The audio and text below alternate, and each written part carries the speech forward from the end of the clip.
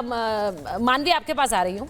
मानवी, अब creative licence और क्रिएटिव लिबर्टी के नाम पर प्लीज इसे डिफेंड मत करिएगा, क्योंकि बहुत से लोग इस बात को लेकर नाराज हैं कि आपने आइडेंटिटीज कंसील की। एक बहुत सीधा तरीका होता है कि आप इसे बता दें कि इनका नाम ये थे, लेकिन वो भी नहीं किया गया।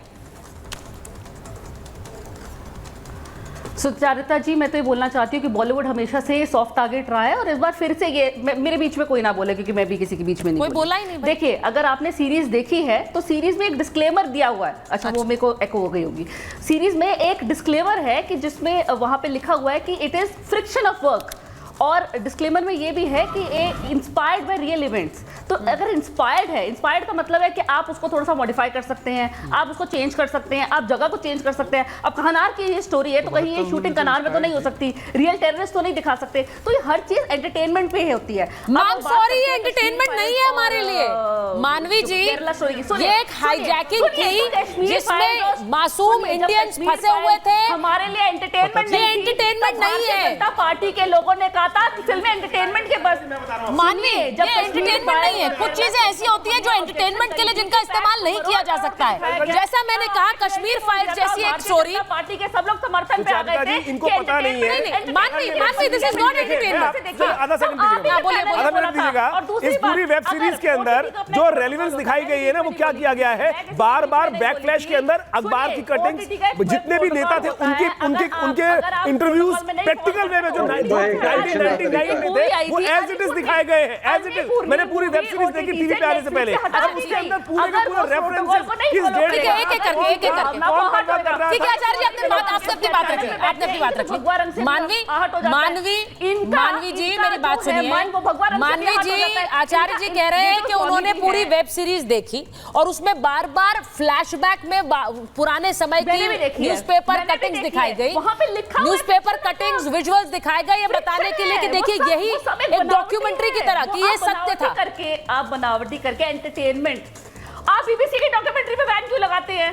आप बीबीसी की डॉक्यूमेंट्री पे बैन क्यों लगाते हैं? कौन से क्लीन चिट मिल गई ना, देखने दीजिए लोगों को, उसको उसका बैन क्यों लगाते हैं? आप पिक्चर बनाएंगे प्रोपेगेंडा वाली बात है, पर वो फिर आपसे भी पूछेंगे ना कि आप लोग क्या कर रहे हैं, मदद क्या कर रहे हैं? देखिए, कहीं ना कहीं आपसे प्रोपेगेंडा के तहत। मानवी जी, आप एक आर्टिस्ट है।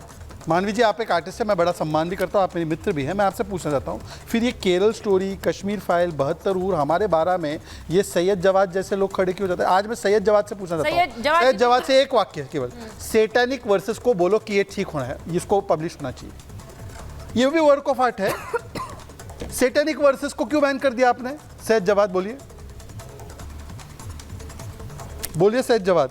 नहीं, आपने मेरा नाम लिया तो अब मुझे बीच में आना भी पड़ेगा। और सुचारिता जी, आपने बहुत बहुत शुक्रिया आपका। देखिए क्या है, अभी जी वॉइस आ रही है मेरी? जी आ रही है, बिल्कुल आ रही है। हाँ, समझ नहीं आ रहा, वॉइस आ रही है।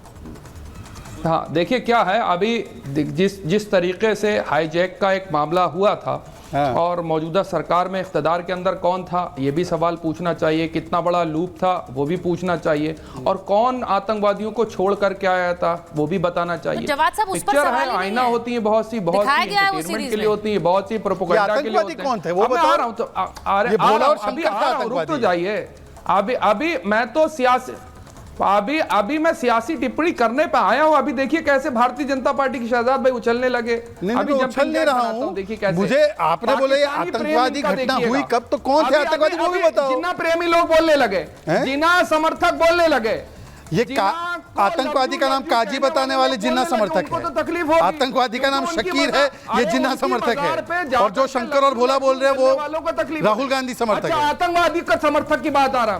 अब देखिए आतंकवाद के समर्थन में जम्मू कश्मीर में एक आतंकी को टिकट दे करके अपनी पीठ थपथपाने वाले, राष्ट्रवाद का चोड़ा ओढ़ने वाले आज यहाँ पे नैतिकता तय करेंगे।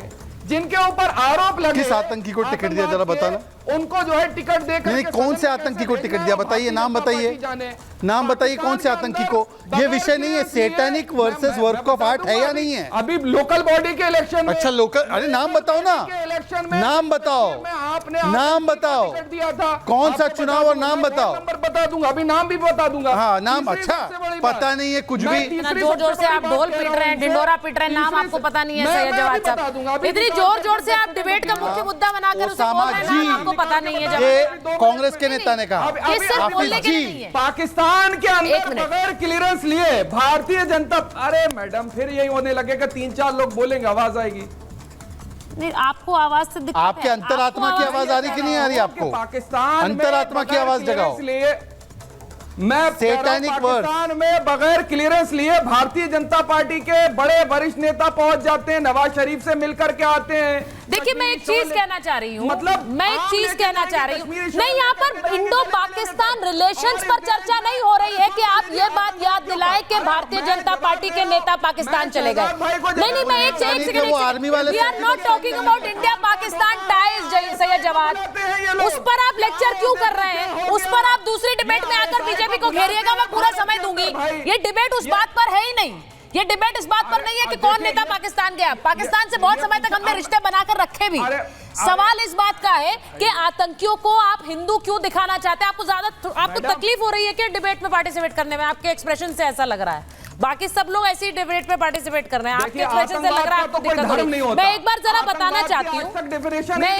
बताना चाहती हूँ कि जो आम लोग हैं, आम लोग जो हैं, उनसे भी हमने पूछा कि ये जो वेब सीरीज को लेकर सवाल उठ रहे हैं, क्या ये जायज है या फिर ये एक बड़ा एक बात का बतंगड़ बनाया जा रहा है, जैसा कि यहाँ पर विवेक श्रीवास्तव बोल रहे हैं। जरा सुनिए क्या कह रहे हैं लोग।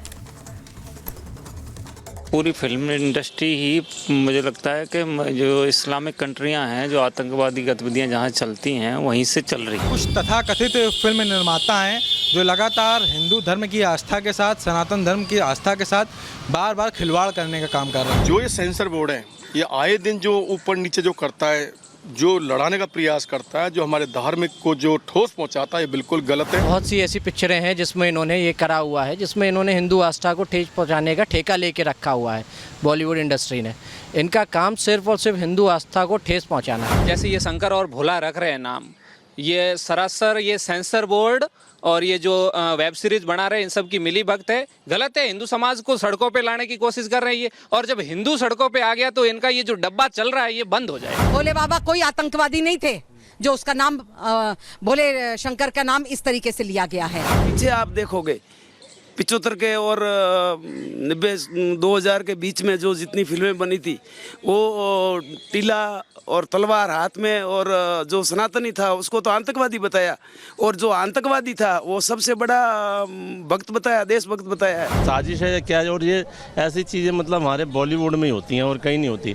अगर साउथ की मूवीज़ देख, अब बॉलीवुड में आप देखोगे मूवीज़ में जो हमारे जो भगवान होते हैं ना, भगवान, उनका भी मजाक उड़ाया जाता है। पूरे हिंदुओं को ठेस पहुंचाने वाली बात इन्होंने की है।